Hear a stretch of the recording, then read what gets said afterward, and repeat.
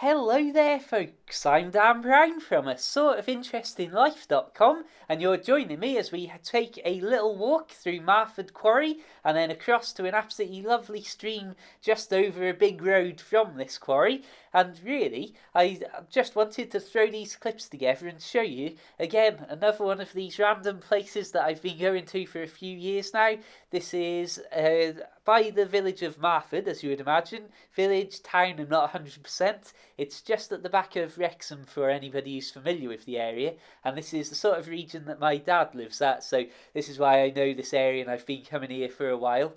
And I wanted to show with this clip in particular that because this is quite a new sort of nature reserve place, how dusty and dry and arid it looks. And I would love to be able to see this in 20 years' time when loads of thick grass has started growing up and all these trees have grown huge and bushy. And as you can see at the minute, though, it's got a little bit of a desert sort of feeling to it, particularly on a beautiful sunny day like this.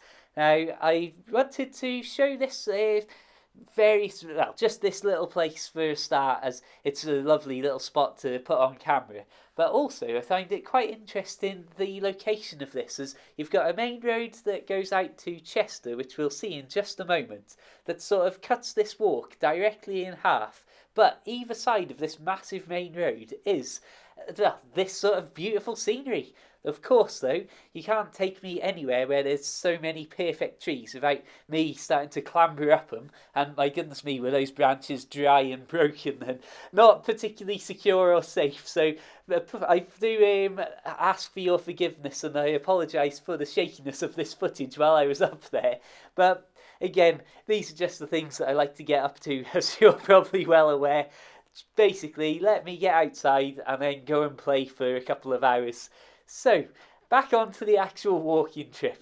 This is the main road, and we're crossing underneath this railway bridge. I apologise for my hay fever riddled voice at the moment while I'm recording this video too.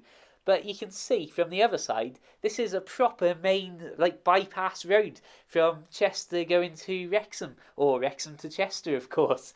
And on the other side of that, though, you've seen the beautiful scenery that we've just been in. Then you've got that massive busy road, and then here we are in, again, some of the most amazing scenic and beautiful countryside that you'll find for miles around.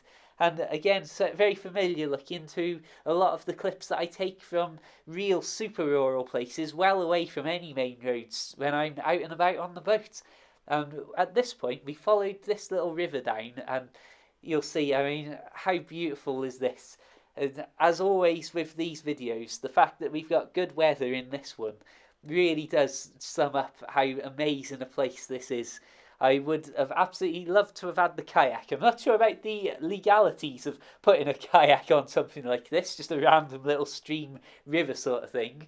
But also, you'll see it a little bit later that there's a feature that wouldn't lend itself well to an inflatable kayak.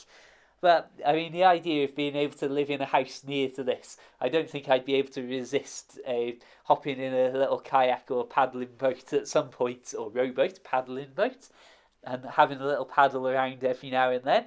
So, I'm just going to move away from the microphone because I'm not sure how much footage we've got left.